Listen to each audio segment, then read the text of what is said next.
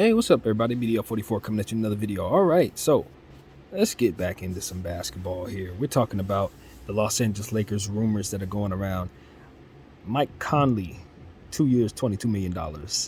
Um, I'm not really sure that there's real merit to the Lakers being interested in this particular contract. I don't actually really see Mike Conley as someone who's going to move the needle for the Lakers based on the fact that we have so many small ball situations already and they've served us so poorly. The last thing I really want to do is bring in yet another player who's going to be at that height um, for any reason at all, to be honest with you. That's really where I am with that. It's nothing against Mike Conley. I just don't want to build in that direction, especially if I know that he's in an extended amount that's going to eat away at our cap. That's just asinine to me. I do like what I've seen from Mike Conley over the years. He's having a good year with the Utah Jazz. They're a good team. And I think he holds some value for certain teams in this league, particularly ones who need a floor general. And I'm not going to sit here and say that we could necessarily use a guard, but we do need someone who can be a floor general, who can kind of help us down the stretch of basketball games and help LeBron play off ball in some situations where he needs to be able to catch and shoot, rather than try to work the ball from the top of the key. I think we can have a different attack that allows for some better ball options and things that allow us to be more dimensional than what we are at times down the stretch of basketball games. And I think when it comes down to the playoffs, we want to have as many options and as many looks as possible. I think LeBron James ultimately is the guy down the stretch of the game. You're going to want to put the ball in his hands, probably in an ISO situation. But what we've learned is he's not that great in those situations down the stretch of these basketball games at this later stage of his career. But he is fantastic at catch and shoot. He is fantastic when he's the recipient of plays that have him slashing at the bucket and things of that nature. And I would like us to explore with having him finish plays rather than start them in clutch situations. Because at the end of the day, it's not about whether or not he's starting to play. It's about whether or not he's the one shooting the ball. And if we have him sliding at the lane and doing all different types of things that allow him different looks than just trying to walk the ball up and break down somebody like he's Kyrie or something, it never made any sense to me. Never made any sense to me that was the case. So if that is what the Lakers are thinking in regards to bringing in a guy like Mike Conley, I definitely respect what they're trying to do.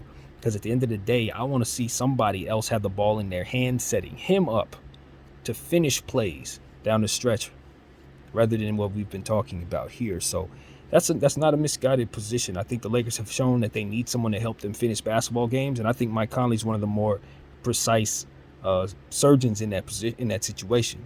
So with that being said, if for some reason he was added to this roster, it's not like I would be throwing things. I just don't like the fact that we would be continuing doing small ball. I do not believe we can win that way.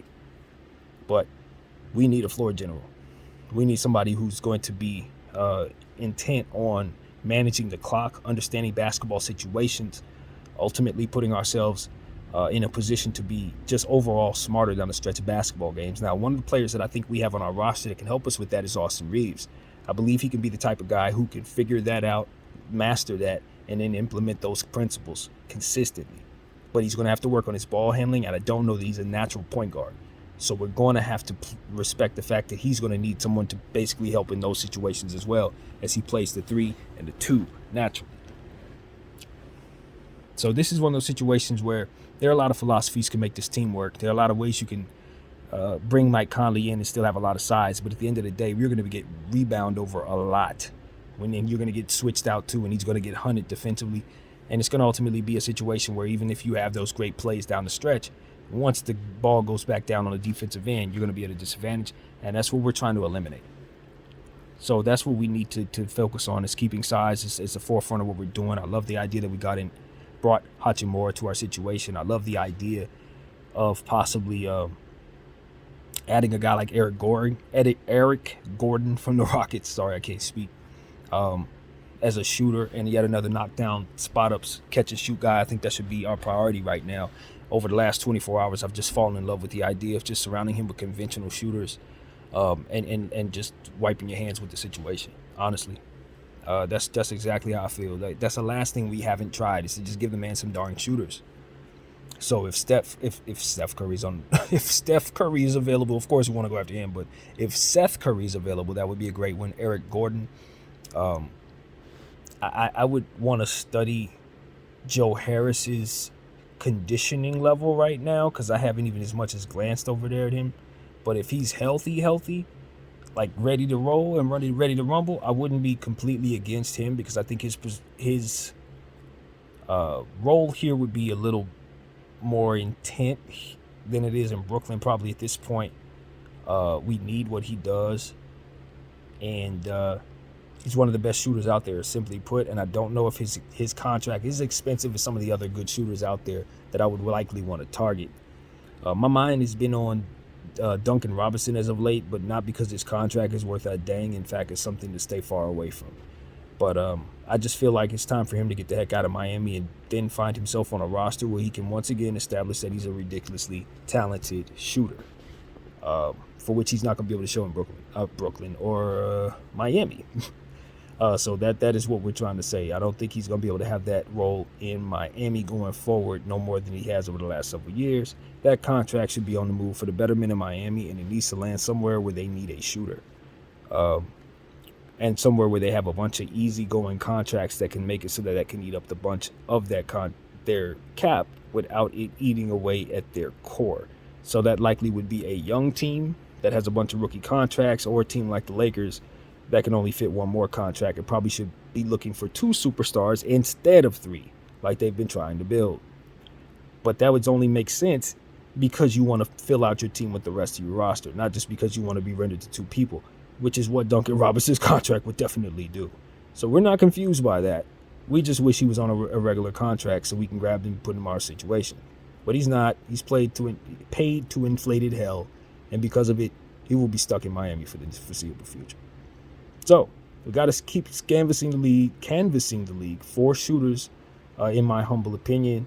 I know that Bogdanovic is someone everyone likes. If we can do it without getting a first-round pick, I'm open to what it looks like to have him on our books for this season. But carrying forward for further seasons seems like a bad thing for the team acquiring him. He's older. That just doesn't make sense to me, man. It doesn't. I understand he's a good player, but we already have a guy that's 38 years of age. Why are we investing in 2 that are supposed to have prominent roles? You only get 1 Bron. Everybody else is mortal.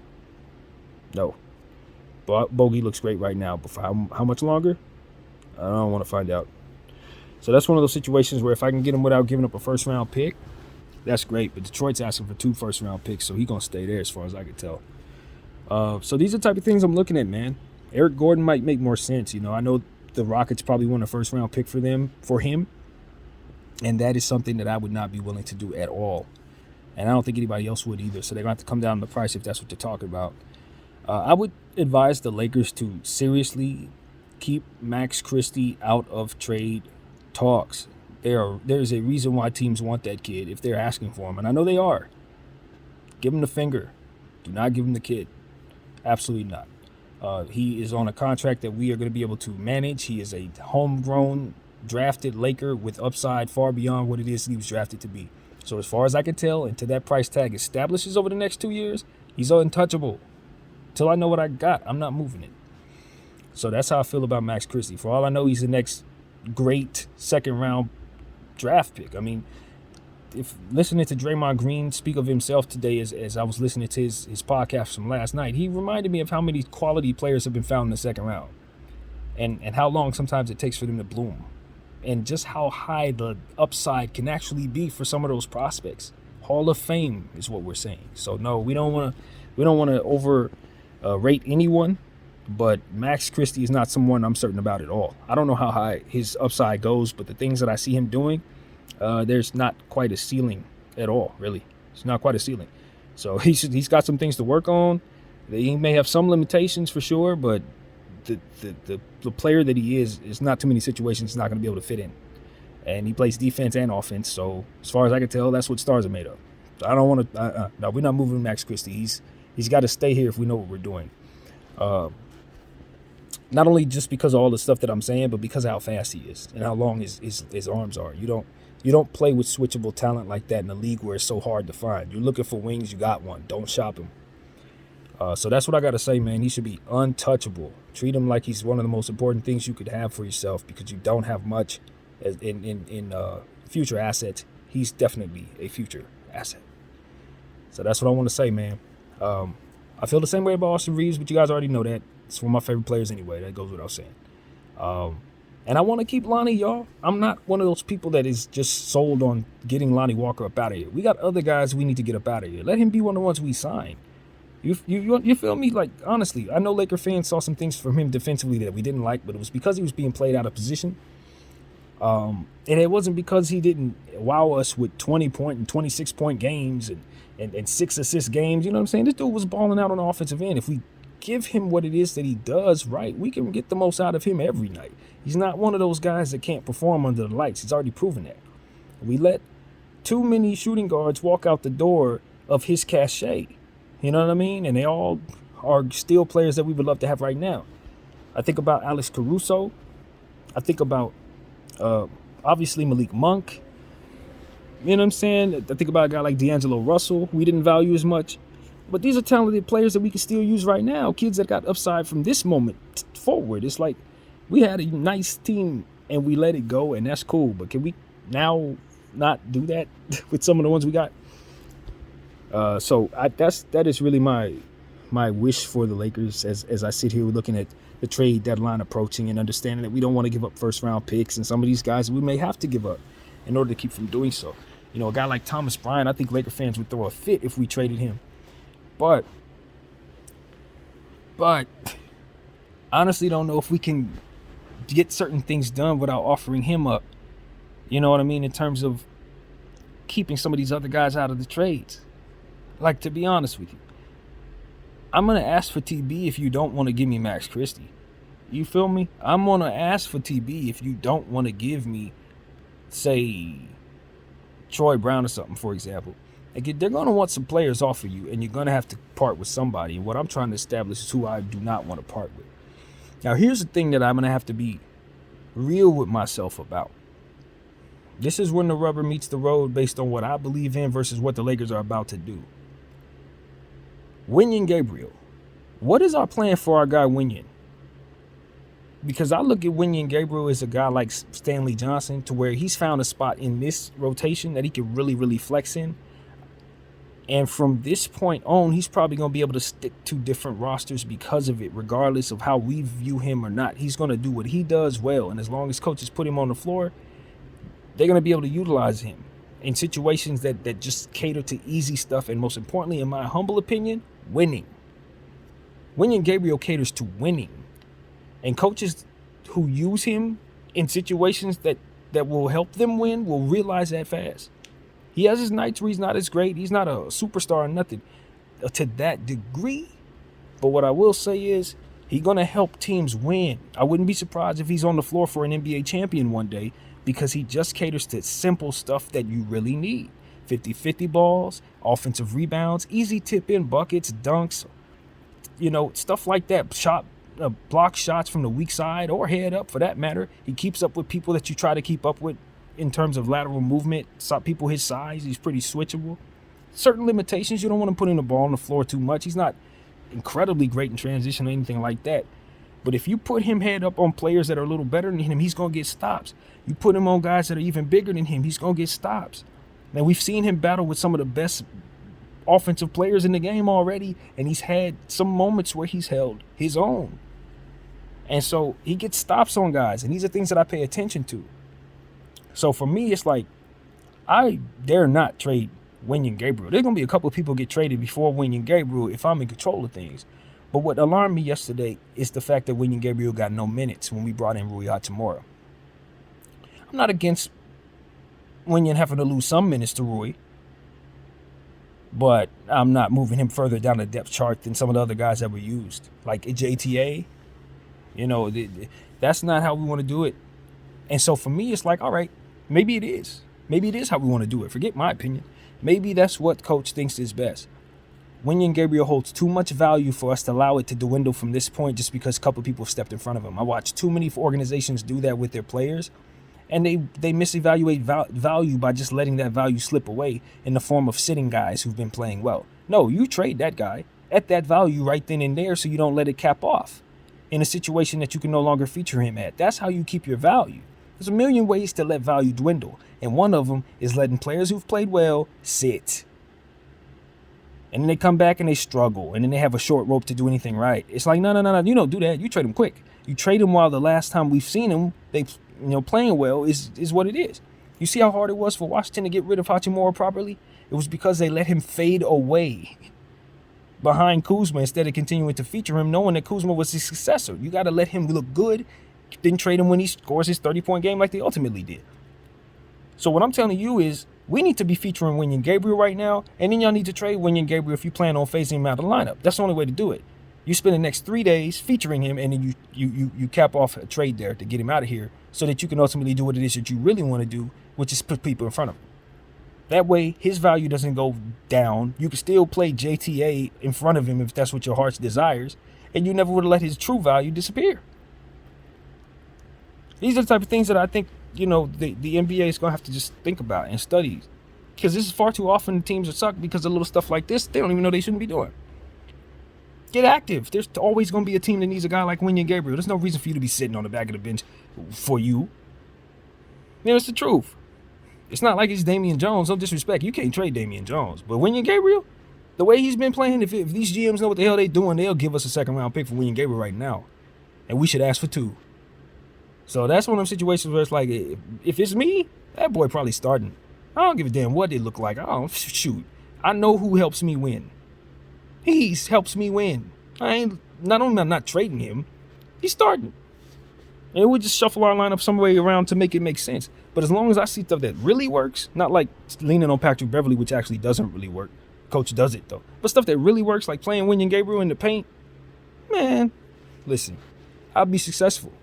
While everybody else is playing politic ball, playing people they have no business playing, I'm going to be beating them because I'm playing Wenyen Gabriel.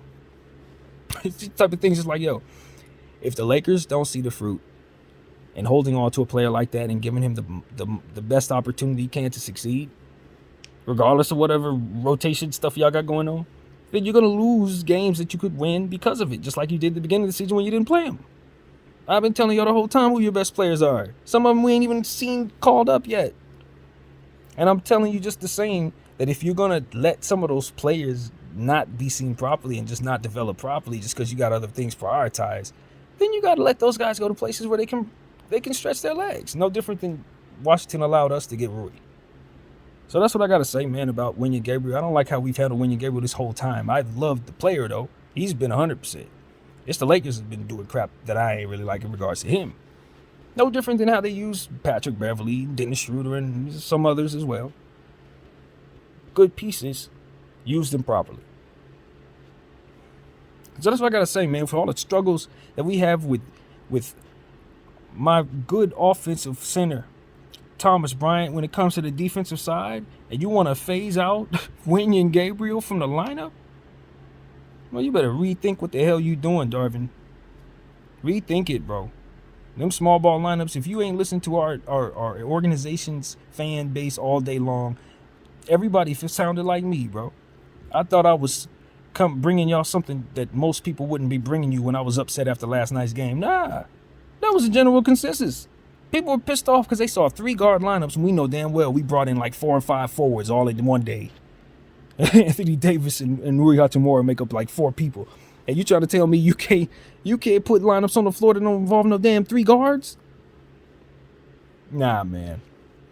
Nah. And you gonna phase Wenyen Gabriel all the way out the lineup like he actually did anything other than good stuff for you all season long. Enough, bro. I'm sick of the nonsense, Lakers. I don't know what it is, and I ain't gonna assume. But Wenyen don't be getting his respect around there as far as I can tell. And look, and I ain't saying he's a perfect player. Bron be pointing out his mistakes all the time. Bron be getting on his case every time he messes up. There's room for him to grow. He's a developing player. Nobody telling me I'm not telling you he's AD. I'm not telling you nothing like that. I'm just telling you when this unit is trying to compete, he's usually one of the ones that's helping us succeed. When we try other things that doesn't involve him, usually the score is going the other way. Check the tape. Don't take my word for it. Go look. But we haven't valued him like that. We've been playing everybody else but him like that. We've been playing Patrick Beverley like he's been giving us that kind of stuff. We've been playing Dennis Schroeder like that's been the way it's been all year. Nah, ain't how it's been. No. The boys have struggled a lot of the time. Dennis has been giving us great play over the last 3 weeks, but it's been a struggle, man. The majority of the season has been a struggle. Why? Because of the lineups. It ain't because of anything else, just the lineups. He put the man as a 2. Slap him next to Russell Westbrook and Patrick Beverly and Lonnie Walker. And put Braun at the center and run him out there to go get clobbered by the Kings and stuff like that. Nonsense, bro. They want to blame the players. You want to say Lonnie can't play defense. Against who? A 4? You want him to guard players twice his size. And then want to say, oh, we got to trade him. We can kind of let him go. Nah, you can't afford to let him go. You can afford to play him properly, though. You can definitely do that. I'm tired of this team, man. Do me a favor. Seriously, y'all. Can we start lobbying for the betterment of the back of our roster spots? Can we start making that more of a conversation? Damian Jones, he got to go. And that other roster spot needs to be filled, man. I look on our depth chart. I see JTA and Damian Jones when you bring in up Hachimura. Hell no, that should be Scottie Pippen, Cole Swider. What are we doing, man? And then want to phase Winion out the lineup. Do you know how much of the worst of your lineup you've just shoved up to the top of your depth chart just by doing that? I was looking at the depth chart yesterday. I'm like, are these people crazy?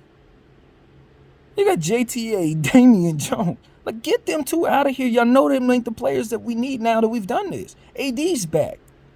Rui's here. Get them out of here. That's Scotty. That's Cole. That should be, what's my man's name? I always say the center that we got down there. That's who those roster spots should be for at this point, to fill out the roster to make more sense. Shooting, slashing guards. Not centers that you do not use. Forwards that you do not use. Nonsense, y'all. Like, I'm happy we got rid of Kendrick Nunn. Boy he couldn't do for us what we needed him to do, respectfully. I think he's going to do great for Washington. So I ain't going to sit up here and say he can't play. That's a lie. I don't think that. I just think he wasn't playing well for us. That's cool. That's one down. What's up with Damian? Y'all got a plan for the guy, man? He's just sitting there wasting away. He's in his 20s. Just because we don't think he can play don't mean he can't catch hella lobs, block hella weak side shots. We just not using him. I watched Luke Walton use him properly, so I already know what he could do. I'm not one of those people that say, oh, he can't play. He's limited, just like everybody else. He can do what he can do. He can't do what he can't do. But to just not have him out there, leave us with 4 guards, and you don't think this boy could block at least a couple shots, get a couple offensive rebounds? All he do is spend his whole life above the rim. That's all Damian Jones do. He flies. We don't get that. You know how many lobs, easy buckets we could get with Damian Jones just lobbing the ball to him? If we were trying to slash to the bucket with people like Dennis and Russell to get swatted to brick layups, what are we, stupid? You can get those same buckets in the paint a different way, man. All this time we looking for them corner threes from Dennis, from Patrick Beverly, trying to get him to drive at the rim and hit layups. Like, what the hell are we seeking out, man? What shots are we seeking out? Tired of it. Rui's supposed to help us never see small ball again. Darvin Ham. That is why he's here, bro. He's trying. Our GM is trying to bring us size so that you don't have to do that no more, bro. Can't you read that? Don't you read that? Don't you see that's what we're trying to do? We're trying to coerce you out of that. It's bad for everybody, including the players you have running it. I would argue they would tell you to stop starting them. They know they're smaller. They know they can't rebound on these dudes. They're taking the punishment. But they got to do what they got to do to get the playing time. So it ain't like they can play around in this league and say, yo, hey, don't give me that playing time. No, they can't say that. But strategically, they know. They know. All of us know. Except for you, Darvin. For whatever reason, you don't know. Tired, man. With the Kobe minute, you know this day is a special day. That's why I'm so grumpy. This was the day we lost him 3 years ago, man. It's exactly why I'm so grumpy. And I see stuff that just is not up to his standards, man. Not up to it. You want me not to rant, Laker fans? Laker Nation, you want me not to, huh? I gotta be positive on a day like this, because one morning, I see nothing good to be happy about other than the fact that we got some players back. Rui makes me feel good about this. Christie makes me feel good about this. But when I look at our coach, I'm like, all right, is he going to put them in the right position? Is he going to prioritize JTA over him? Patrick Beverly over him? Like, that's the type of stuff that comes across my mind. Like, when we need those players the most, will they even be on the floor? I don't know, man. I don't know. And that part is very uncomfortable as a Laker fan. The fact that I just am not certain if I'm going to see good play, decent play, conventional good basketball, especially going into our greatest rival's house tomorrow, or Saturday rather. We got the Boston Celtics in a year where it looks like they're going to probably win the championship. We got to go in there and embarrass them just like we embarrassed ourselves last time we played them. Let's not run the tape on that. You don't want to be reminded of how we did that if you've forgotten. Just trust and believe it's something you'd like to forget if you're a Laker fan. And if you're a Celtics fan, you'll love that one forevermore. At the end of the day, man, we've lost to this team more than we've beaten. And I don't know that we have any chance of beating them this time. But I would love to not be embarrassed.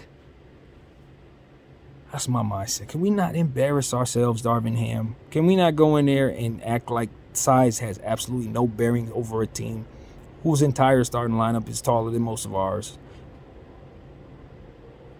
Because they are. They got big players. So if we want to match up like we got some sense, use the size that we have, at this point we can definitely match up with them. But if we choose not to with small ball lineups, act like everybody's Peyton Pritchard size, like that's going to help you. And you're going to proceed to watch Jason Tatum do what he's going to do. You're going to watch Al Horford do what he does. It's just going to happen to you. That's all it's going to be. And it's going to be another green win for them. I don't know how many more of these Bron want to take. You asking him to play perfect ball in the midst of all this losing. And we know what people are saying? He don't affect winning. That's a damn lie. It's everything else around him doesn't affect winning. Let's be real. It's two sides of that coin. You can't tell me a dude's putting up 46 points, 0 assists, or rather 0 turnovers, 0 fouls. You tell me he don't affect winning. What does affect winning if perfect basketball don't affect winning? It's a terrible way of looking at it if you ask me. Guy plays perfect ball by himself and he's the reason we lost? I don't know how people even equate that nonsense. We got to meet his fire. That's what I'm telling y'all. Laker Nation, it ain't the fans' fault. Certainly we're here. We're definitely here. But I need this team to just make some good decisions with its roster, man. We don't suck either, obviously.